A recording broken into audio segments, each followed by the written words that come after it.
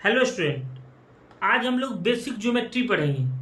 Geometry में क्या क्या चीज होता है, कौन सा line, triangle, rhombus, square, rectangle, सब बेसिक फिगर के बारे में पढ़ेंगे आज। सबसे पहले ज्योमेट्री में सबसे पहले क्या होता है, स्ट्रेट लाइन होता है।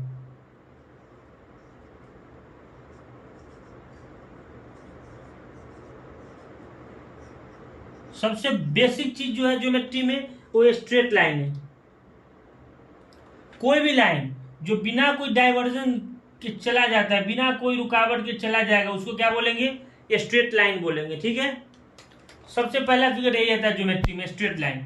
उसके बाद कर्व लाइन आता है। कोई भी लाइन जो सीधा न चल के ऊपर नीचे ऐसे ऐसे चले, उसको क्या बोलेंगे हम लोग, कर्व लाइन बोलेंगे।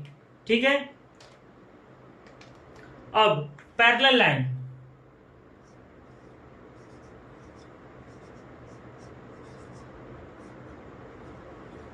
ठीक है, पैरेलल लाइन क्या होता है, कोई भी दो लाइन, कोई भी दो लाइन जो आपस में कभी ना मिले, जैसे ये स्ट्रेट लाइन हो गया, ये स्ट्रेट लाइन हो गया, ये आपस में कभी नहीं मिलेगा, उसको हम लोग क्या बोलेंगे, पैरेलल लाइन बोलेंगे। ये कितना भी इंफिनिटी तक चला जाए, माइनस इंफिनिटी से इंफिनिटी तक चला जाए, लेकिन ये कभी ना मिलेगा, इसको क्या बोलेंगे हम, ये दोनों लाइन को, दिस लाइन्स आर पैरेलल, ये दोनों लाइन पैरेलल है। ठीक है,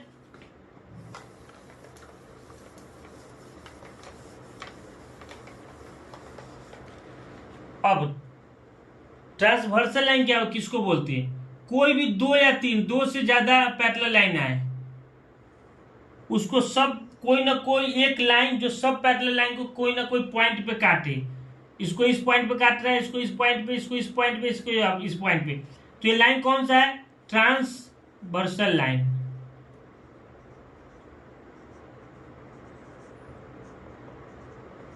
ठीक है, ट्रांसवर्सल लाइन हो गया।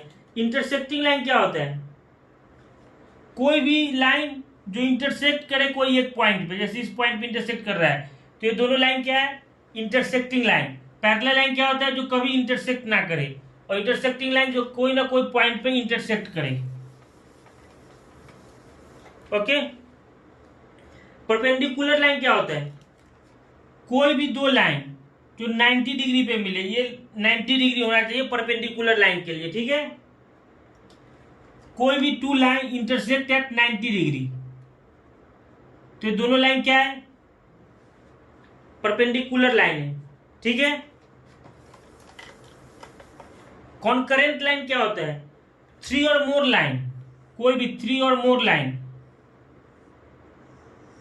जो एक पॉइंट पे कटे, उसको क्या बोलेंगे, कॉन्करेंट लाइन।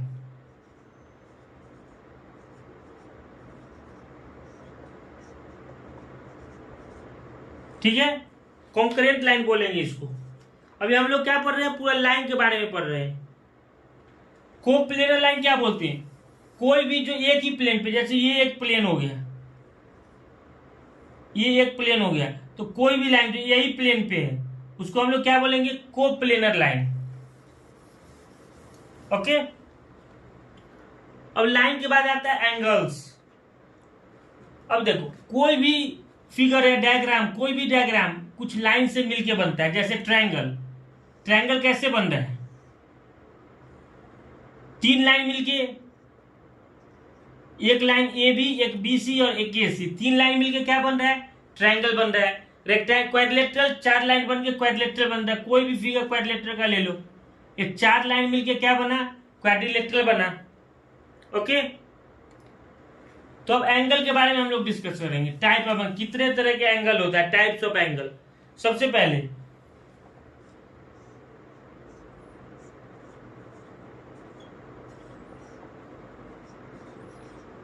ये बेसिक समझने के बाद हम लोग एक एक फॉर्मूला पे क्वेश्चन करके सोल्व करेंगे क्वेश्चन। अब एंगल क्या हुआ, एक्यूट एंगल।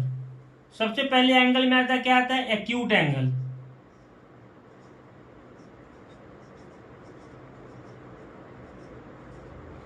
एक्यूट एंगल किसको बोलते हैं, जो भी एंगल जो 0 डिग्री से ज्यादा हो, 0 डिग्री से ज्यादा हो एंगल, और 90 डिग्री से कम हो, इसको क्या बोलेंगे हम लोग, 0 से ज्यादा हो, 90 से कम हो, जैसे 79 डिग्री, 11 डिग्री, कुछ भी, इसको क्या बोलेंगे हम लोग? एक्यूट एंगल बोलेंगे।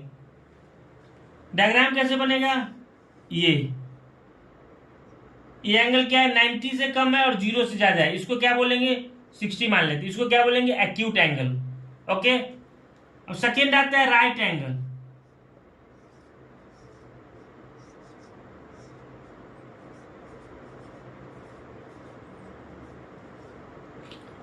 राइट एंगल क्या होता है? कोई भी एंगल जो इक्वल टू 90 डिग्री, कोई भी एंगल जो 90 डिग्री, थीटा क्या होना चाहिए? डिग्री क्या होना चाहिए? 90 डिग्री होना चाहिए, उसको क्या बोलेंगे हम लोग? Right angle triangle.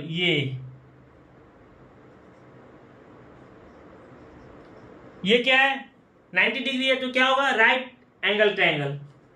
Right angle, ठीक है। ट्रायंगल अगर ऐसे हो गया ये, तो ट्रायंगल हो जाएगा राइट एंगल ट्रायंगल। ओके, ये एक्यूट एंगल हो गया, ये राइट एंगल हो गया। 0 से 90 हो गया, 90 हो गया। अब कौन सा बच गया? एक ऑब्ट्यूस एंगल।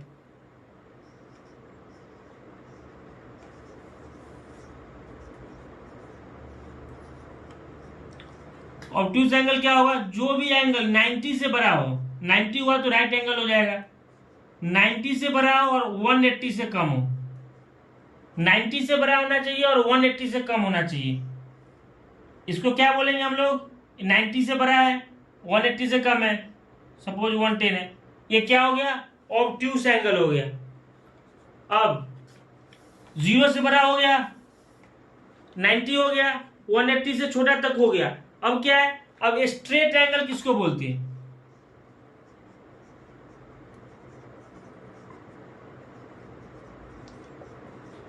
स्ट्रेट एंगल जो एंगल इक्वल टू 180 हो, तो हमेशा स्ट्रेट लाइन पे कोई पॉइंट हो तो क्या बनता है? 180 डिग्री बनता है। तो ये क्या हुआ? स्ट्रेट एंगल हो गया। स्ट्रेट लाइन पे एंगल बनाओ, क्या हो गया? स्ट्रेट एंगल हो गया। एक्यूट हम लोग पढ़ लिए, राइट पढ़ लिए, ऑब्ट्यूस पढ़ लिए, स्ट्रेट एंगल पढ़ लिए। अब रिफ्लेक्स एंगल क्या होता है? रिफ्लेक्स एंगल जो 180 से ज्यादा होना चाहिए, 360 से कम होना चाहिए। थीटा 180 से तो ज्यादा है पर 360 से कम है, वो कौन सा एंगल हो गया? Reflex angle. जैसे देखो 180 तो सीधा 180 हो गया, ऐसे कर दिए तो 180 से ज्यादा हो गया, 360 से कम हो गया, ये कौन सा एंगल है? रिफ्लेक्स एंगल है। ओके, सब एंगल के बारे में हम लोग लगभग पढ़ लिए। एक्यूट एंगल हो गया, राइट एंगल हो गया, ऑब्ट्यूस एंगल हो गया, स्ट्रेट एंगल हो गया और रिफ्लेक्स एंगल हो गया, ठीक है। अब एंगल आता है कॉम्प्लीमेंट्री एंगल। एक कॉम्प्लीमेंट्री एंगल आता है, एक सप्लीमेंट्री एंगल आता है।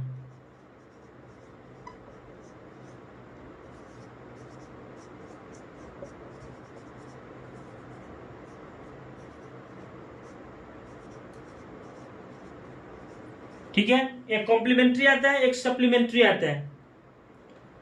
कोई भी दो एंगल का सम, θ1 प्लस θ2 का सम अगर 90 डिग्री है तो एंगल वो आपस में क्या है? कॉम्प्लीमेंट्री एंगल है।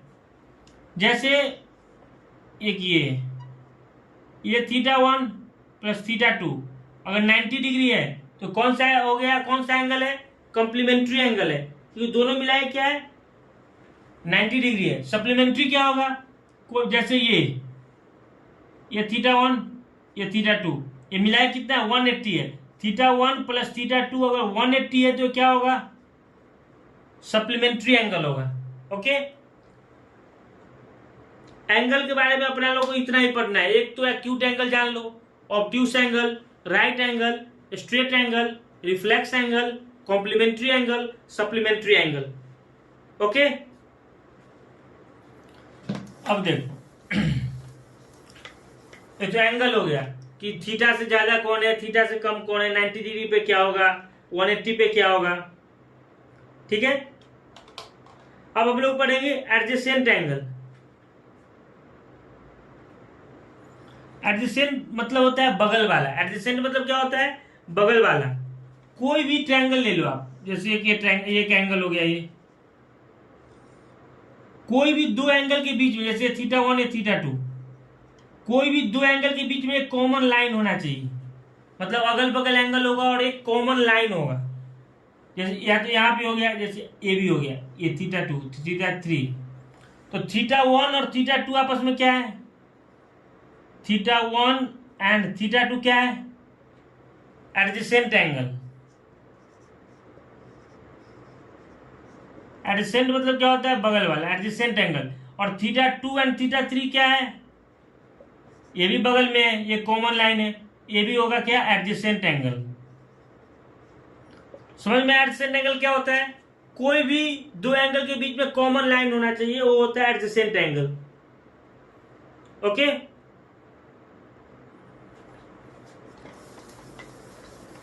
एडजेसेंट हो गया। अब वर्टिकली अपोजिट एंगल,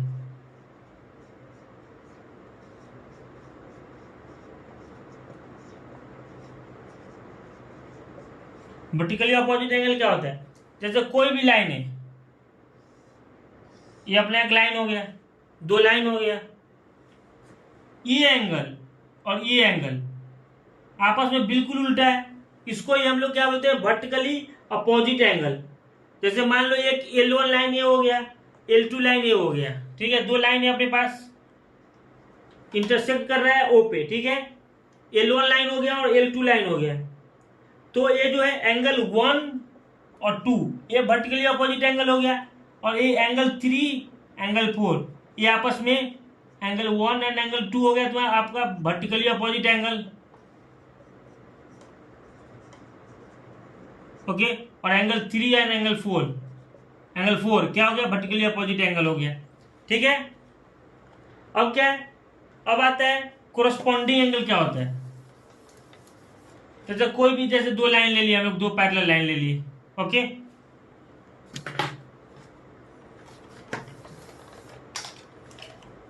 जैसे दो पैरेलल लाइन हो गया, एक ट्रांसवर्सल हम लोग खींच लिए, ठीक है। अब इसमें बताओ, जैसे एक हो गया, ये 1 हो गया, ये 2 हो गया, ये 3 हो गया, ये 4 हो गया, ये 5 हो गया, ये 6 हो गया, ये 7 हो गया, ये 8 हो गया। ठीक है, एंगल हम लोग बना लिया एंगल। एक लाइन मान लो ए बी लाइन है और एक लाइन सी डी है, और ये मेन क्या है, ट्रांसवर्सल है।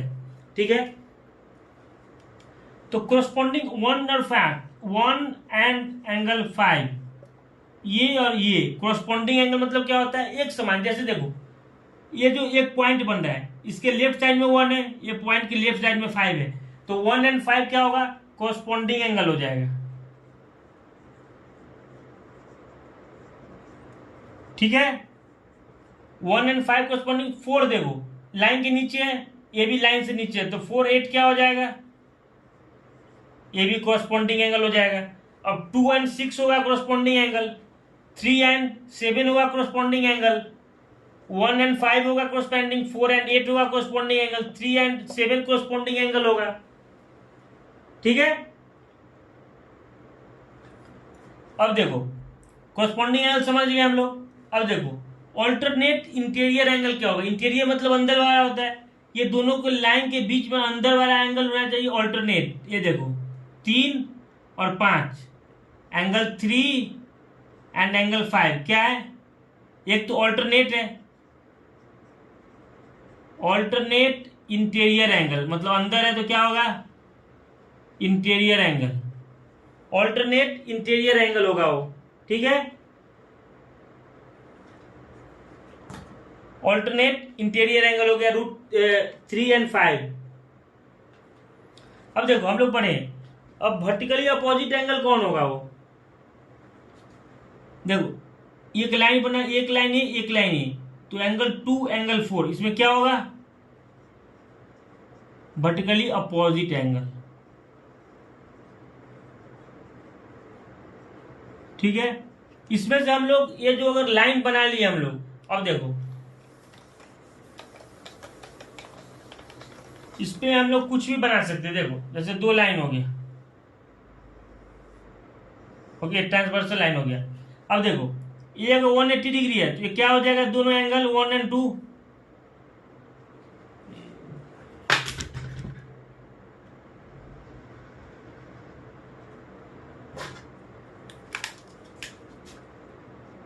1 2 3 4 5 6 7 8 वो फिर से अच्छे से मैं डायग्राम बनाऊंगा।